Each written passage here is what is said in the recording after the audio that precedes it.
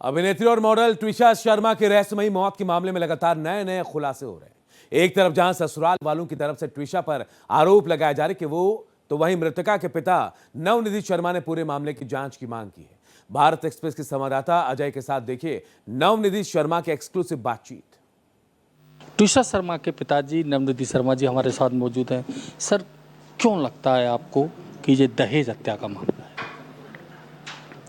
जैसा कि अभी तक हमें अनुभव हुआ बेटी की बातों से, इनके व्यवहार से, एक पूरे सिस्टमेटिक तरीके से इनके जो मांगने के तरीके हैं बड़े भिन्न हैं, और वो प्रेशर बना करके किसी तरीके से ये फोकस करते थे कि पैसा जो है कैसे भी इनके हाथ में आए। यही सब तथ्य हैं जो हमने सबमिट किए हैं कोर्ट के सामने। वो आएंगे सामने कि ये कोर्ट मानेगा कि ये एक बाकायदा एक लोभी इंसान है जो तरह तरह से परेशान करते हैं। इसी बातों को हमारे यहाँ संविधान में इस शब्द को दहेज के नाम से जाना जाता है। दहेज शब्द माँ बोल करके कोई मांग नहीं करता है। कोई ये नहीं बोलता कि मुझे दहेज दो, वो मांग करता है पैसे की, वो मांग करता है, तरह तरह से डिमांड करता है कि मुझे ये चाहिए, कि मुझे वो चाहिए। इसी प्रणाली को दहेज बोलते हैं। जो चैट सामने आई है ट्विशा की, उसमें मानसिक प्रताड़ना की बात कही है, तमाम तरीके से प्रताड़ना की बात कही है।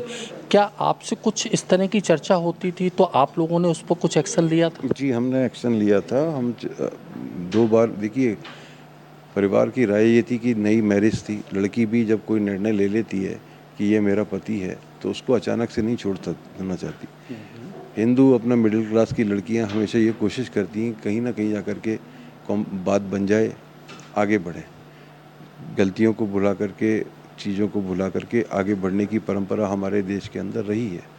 उसी परंपरा का बिटिया निर्वाह कर रही थी, पर हमें समझ में आ गया था कि ये ज़्यादा चलने वाला मैटर नहीं है। बिटिया को भी समझ में आ गया था, और ये स्पष्ट होता है सारे हमारे कन्वर्सेशन से, सारी बातचीत से, कि बिटिया भी आना चाहती थी और हम भी जाना चाहते थे, पर हमें मौका ही नहीं मिला। उससे पहले हमारी बेटी को मार डाला गया। कुछ उन लोगों की सफाई भी अब ये सामने आ रही है, उसको लेकर आप क्या कहेंगे? जी, वो सफाई भी एक ब्लेम गेम है सर, ताकि फंस जाए हम।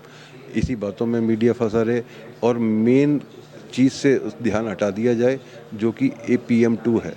आज PM2 हम सब के लिए शर्म का विषय है कि हम मीडिया कर्मी, हम सब लोगों को ध्यान देना चाहिए कि PM2 के लिए क्यों नहीं बॉडी रिलीज़ की जा रही, क्यों नहीं श्वेत संज्ञान लेकर के PM2 की बॉडी को जो है तुरंत भेजा जा रहा, इसको क्यों जानबूझ करके जुडिशरी प्रोसेस में डाला गया है। इसलिए डाला गया है कि ये बॉडी डिकम्पोज हो जाए, साक्ष्यों से छेड़छाड़ की जा रही है। ये प्रतीत करता है कि यहाँ हमें न्याय मिलने की उम्मीद कम है, इसलिए, क्योंकि बहुत सारे लोग इसमें एक्सपोज हो जाएंगे, आपको पता है। तो इनकी कोशिश ये है कि मीडिया में आकर के एक एंटिसिपेटरी बेल पर छूटा हुआ आदमी अपराध कर रहा है, मीडिया पर आकर के वो बता रहा है, ब्लेम गेम कर रहा है, तो वो साक्ष्यों से छेड़छाड़ कर रहा है, वो प्रेशराइज कर रहा है चीज़ों को। तो आप ये देखो वो किस तरह से ध्यान भटकाना चाहते हैं। हमारा मेन केंद्र ये है कि बिटिया को अंतिम संस्कार मिले, बिटिया को सारी चीज़ मिले, तो उसका जल्दी से जल्दी पोस्टमार्टम 2 होना चाहिए ताकि उसको न्याय मिल पाए। और इसकी स्वतंत्र जांच की मांग हम करते हैं SC से, CGI से। तो ट्विशा के परिजन इसकी पूरी स्वतंत्र जांच की मांग कर रहे हैं, साथ ही PM2 की भी मांग कर रहे हैं। जो उन्हें संदेह है वो शायद PM2 से साफ हो सके। भोपाल से अजय भटनागर।